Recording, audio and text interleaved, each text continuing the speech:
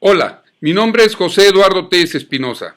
Esto es Charlas de Amparo, segundo bloque de esta charla en donde estoy hablando del auto de inicio en la presentación de la demanda de amparo.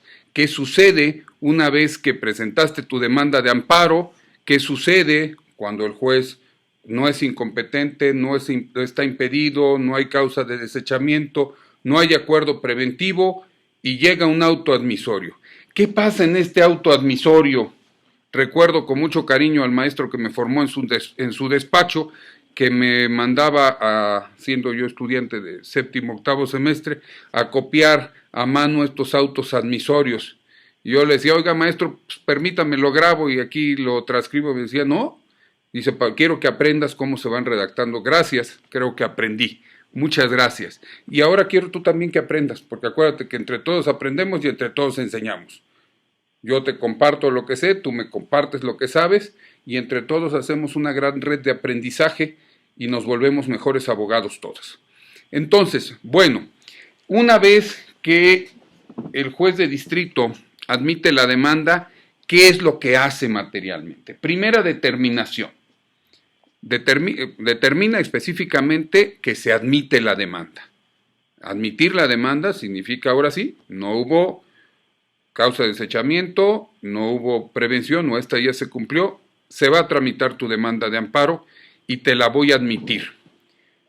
No significa con eso que se te vaya a conceder el amparo, pero al menos ya con esto está dándose continuación al juicio.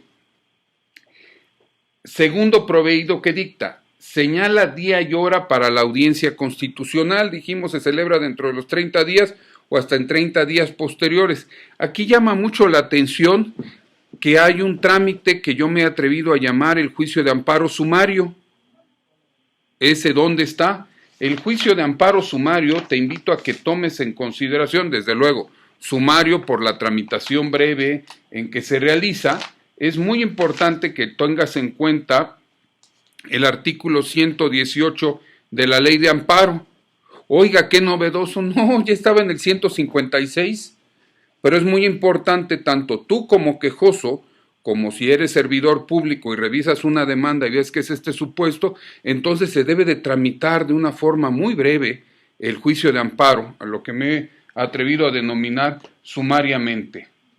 En este tipo de asuntos, en los casos en que el quejoso impugne la aplicación por parte de la autoridad responsable de normas generales consideradas inconstitucionales por la jurisprudencia decretada por la Suprema Corte de Justicia o por los plenos de circuito, el informe con justificación se reducirá a 3 días improrrogables y la celebración de la audiencia se señalará dentro de 10 días contados desde el siguiente al de la admisión de la demanda. A ver, ¿cómo? Sí, el informe justificado se solicita que se rinda en 3 días. Si vas al artículo 117, la regla general en la actualidad son 15 días. En tratándose de este tipo de asuntos, en donde hay jurisprudencia que ha declarado inconstitucional un artículo, ya sea por la Suprema Corte de Justicia de la Nación o por un pleno de circuito, en ese tipo de casos el informe justificado se pide que se rinda en 3 días nada más. Esto estaba antes en el artículo 156 de la Ley de Amparo y ahora quedó limitado a estos casos. Con la adición de que cuando se trate de jurisprudencia de pleno de circuito también se va a tramitar de una manera breve. Pero no solamente es breve el término o plazo, que ahora ya la Ley de Amparo habla de plazos para que se rinda el informe justificado, sino que es indispensable además que sea breve el plazo para que se celebre la audiencia constitucional, 10 días, y entonces se resuelva. ¿Por qué 10 días? Porque, bueno, se parte del supuesto que no son asuntos tan complicados. ¿Por qué? Porque ya hay jurisprudencia de la Suprema Corte de Justicia de la Nación o jurisprudencia de un pleno de circuito en donde se determina que es inconstitucional una norma general. Acuérdate, artículo 107, fracción primera, nueva ley de amparo, este tipo de asuntos en donde se plantea la inconstitucionalidad de la norma general. Y al plantear la inconstitucionalidad de la norma general, entonces, haber ya jurisprudencia, esto es, ya se tramitaron varios asuntos hasta llegar a la Corte, 5 precedentes, emitirse jurisprudencia o una contradicción de criterios en el mismo circuito y generarse una jurisprudencia de pleno de circuito, entonces tenemos jurisprudencia obligatoria. ¿Dónde está la obligatoriedad? Pues 217, primer párrafo, jurisprudencia de la Suprema Corte. 217, segundo párrafo, jurisprudencia de plenos de circuito. Entonces, en este tipo de casos, aunque estamos viendo el artículo 115 que nos dice que por regla general se celebra, se pide el informe justificado, que la audiencia sea en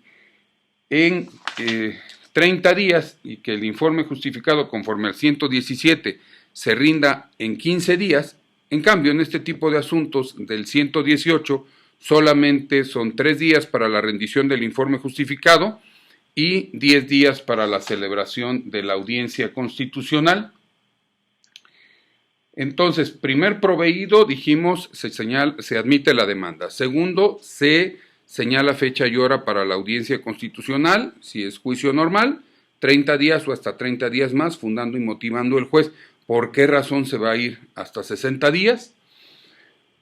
Se solicita el informe justificado a las autoridades responsables y en este solicitar informe justificado a las autoridades responsables hacemos un paréntesis y le damos lectura al artículo 117 de la Ley de Amparo. En el artículo 117 de la nueva Ley de Amparo se establece cómo se debe de rendir el informe justificado. La regla general en el informe justificado, lo que dice la autoridad responsable por regla general solamente puede exponer las causas o razones por las cuales considera que sí es constitucional su acto, pero puede plantear además causales de improcedencia. Pero la regla general es que no puede variar la fundamentación y motivación del acto reclamado. Hecha excepción, 117 último párrafo, de que se esté en presencia de actos materialmente administrativos. Si se trata de actos materialmente administrativos, no solamente puede, debe complementar la fundamentación y motivación de este tipo de actos. Pero vamos por partes. Artículo 117, primer párrafo. La autoridad responsable deberá rendir su informe de justificación por escrito o en medios magnéticos dentro del plazo de 15 días, con el cual se dará vista a las partes. Es muy importante, si litigaste antes de 2013 o si estudiaste antes del 2013, te acordarás que los informes justificados habían plazos diferentes. Había 5, que era el término genérico, 3 para los casos del 156 y 10 para la materia agraria. En el nuevo juicio de amparo, por llamarlo así, en la nueva ley de amparo, o la ley de amparo vigente a partir del 3 de abril del 2013, ya entonces solamente se está en presencia de esta rendición de informes en el plazo de 15 días. ¿Por qué? Porque la práctica demostró que se necesitaban más días por parte de las autoridades responsables, fue lo que dijeron, sobre todo, o argumentaron en los foros respectivos, de que necesitaban más tiempo para poder rendir adecuadamente su informe. Ok, tienes 15 días, pero tienes obligación de rendirlo. Al rendir tu informe justificado, ¿qué tienes que hacer? En este tipo de casos, que son 15 días y que el 117, primer párrafo, nos establece en la parte final, el órgano jurisdiccional, atendiendo a las circunstancias del caso, podrá ampliar el plazo por otros 10 días. Muy importante es cuando las autoridades dicen, oiga, no puedo rendir mi informe, aún así tengo poco tiempo. Bueno, solicita tu ampliación, no más de 10 días. Pero lo importante es qué vas a decir en el informe justificado. En el informe justificado, de conformidad con primero, segundo, tercero, en el cuarto párrafo del artículo 117, se establece: en el informe se expondrán las razones y fundamentos que se estimen pertinentes para sostener la improcedencia del juicio y la constitucionalidad o legalidad del acto reclamado. y se acompañará en su caso copia certificada de las constancias necesarias para apoyarlo. Repito, se expondrán las razones y fundamentos que se estimen pertinentes para sostener: 1. La improcedencia del juicio. ¿Qué significa esto? Si eres autoridad responsable, tendrás que señalar con la mayor precisión posible las causas de improcedencia. ¿Dónde están establecidas? Artículo 61. Te pido, por favor, no te limites solo a decir: en el presente asunto es improcedente el amparo de conformidad con el artículo 61, fracciones 5, 7, 8, 9, 12. No, porque existe jurisprudencia de la Suprema Corte que cuando así la citas, pues incluso no hay obligación más de decirte, se te declara inatendible, inoperante, a menos que sea de evidente constatación. Es insuficiente tu argumentación. Preferible que digas: se surte el artículo 61, fracción tal, por tal situación. O sea, dilo con la mayor claridad posible. Es algo muy importante también destacar, y en la práctica me ha tocado ver en algunos lugares de la República, cuando algunas autoridades responsables, no sé por qué razón, quizá porque así alguien lo dijo en algún primer momento y se sigue haciendo así, redactan el informe justificado como si fuera contestación de demanda y manifiestan si son ciertos o no son ciertos todos y cada uno de los puntos que bajo protesta de decir verdad haya dicho el quejoso. No, el 117 no establece eso. Tú tienes nada más, si eres autoridad responsable, que decir las razones por las cuales consideras que es improcedente el juicio. ¿Cómo lo tienes que hacer valer? Citando con precisión qué causal de improcedencia del artículo 61 de la Ley de Amparo considera se actualiza y por qué, y, de ser el caso, adjuntando las copias respectivas. Si no es el caso, pues porque no tengas las copias, el juzgador de amparo tiene la obligación de velar por el recabo oficioso de pruebas cuando incidan en la improcedencia del mismo. Eso es lo primero que tienes que decir.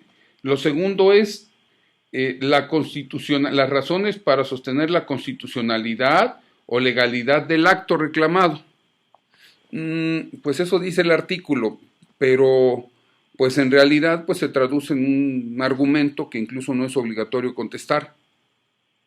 Por ti habla tu acto reclamado, porque la regla general establece en el artículo 117, penúltimo párrafo: no procederá que la autoridad responsable al rendir el informe pretenda variar o mejorar la fundamentación y motivación del acto reclamado, ni que ofrezca pruebas distintas de las consideradas al pronunciarlo, salvo las relacionadas con las nuevas pretensiones deducidas por el quejoso.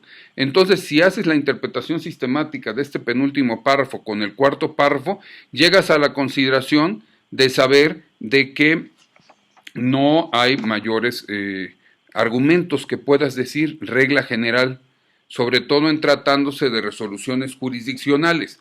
Si se trata de actos materialmente administrativos, vamos a ver enseguida, entonces está en presencia de la hipótesis del artículo 117, último párrafo, en cuyo caso sí tendrás que mejorar la fundamentación y motivación.